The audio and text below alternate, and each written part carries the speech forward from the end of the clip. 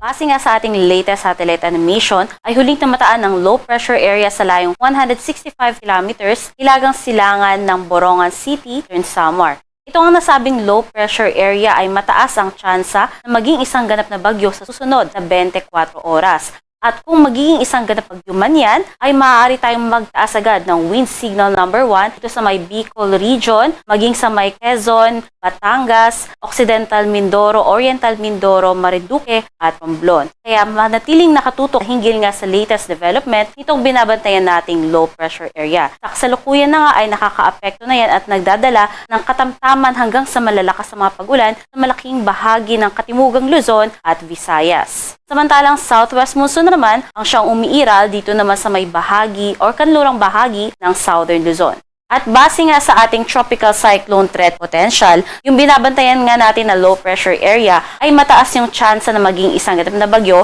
sa loob ng 24 oras na kung saan dadaan nga yan sa kalupaan pagitan ng Visayas at Southern Luzon. At bukod dyan ngayong linggo ay meron pang isang posibleng low pressure area na mamuo sa labas ng ating Philippine Area of Responsibility. By next week, nakikita nga natin na dadaan yan dito sa may northeastern part ng ating Philippine Area of Responsibility at mababa naman yung tsansa na maglandfall. At bukod pa dyan, ay meron isa pang maaaring mamuo na low pressure area muli sa labas ng ating Philippine Area of Responsibility at maaaring pumasok sa loob ng PAR. Kaya patuloy po tayong tumutok sa mga posibleng developments ng mga bagyo o low pressure area. At dahil nga sa pagdaan ng low pressure area, asahan nga natin na yung mga pag-ulan ay aabot ng 50 to 100 millimeters dito sa malaking bahagi ng Eastern Visayas, katimugang bahagi ng Southern Luzon, sama yan yung mga probinsya ng Oriental Mindoro, Marinduque, Romblon, Albay, Sorsogon, Masbate, Northern Samar, Eastern Samar, Biliran at Leyte. Simula nga yan ngayong araw hanggang bukas ng hapon. Pagsapit naman ng Miyerkules ng hapon, magpapatuloy pa rin yung mga pag-ulan dito sa may Mindoro provinces kasama rin ang Marinduque, Romblon, Palawan, dalayan ng pinagsamang habagat at low pressure area. At pagsapit nga ng Miyerkules ng hapon hanggang Thursday ng hapon na kung saan nasa West Philippine Sea na nga yung ating low pressure area. Magpapaulan pa rin yan dito sa may Occidental Mindoro at Palawan. Yung mga probinsya nga na may kulay dilaw, yan po yung mga areas na makararanas ng pinakamalalakas na mga pag-ulan sa susunod na 3 araw at aabot nga yan ng 50 to 100 millimeters. Yung ganitong dami ng mga pag-ulan ay maaaring magdulot ng mga localized flooding, especially nga sa mga areas na nasa syudad, malapit sa ilog at nasa mababang lugar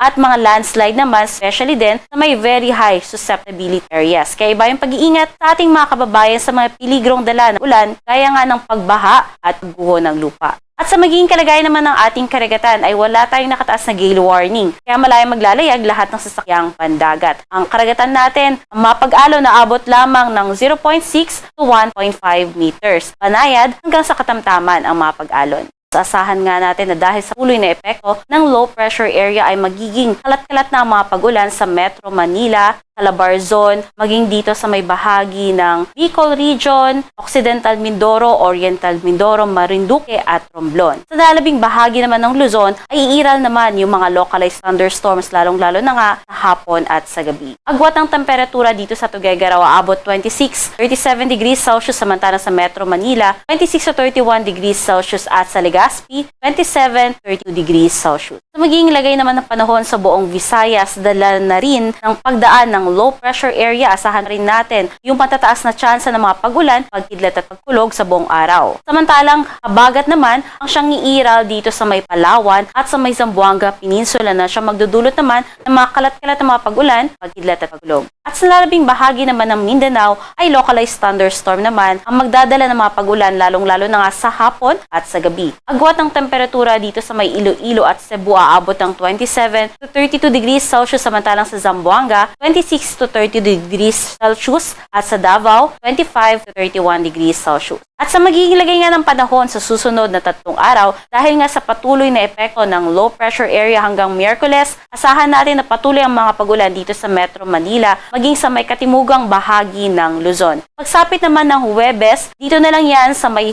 Kadlurang bahagi ng Central Luzon pababa hanggang Southern Luzon, particularly sa mga areas ng Zambales, Bataan, Occidental Mindoro, Oriental Mindoro at Palawan. Pagsapit naman ng Biyernes, malaking bahagi na ng Luzon ang makararanas ng unti-unting pagganda ng panahon.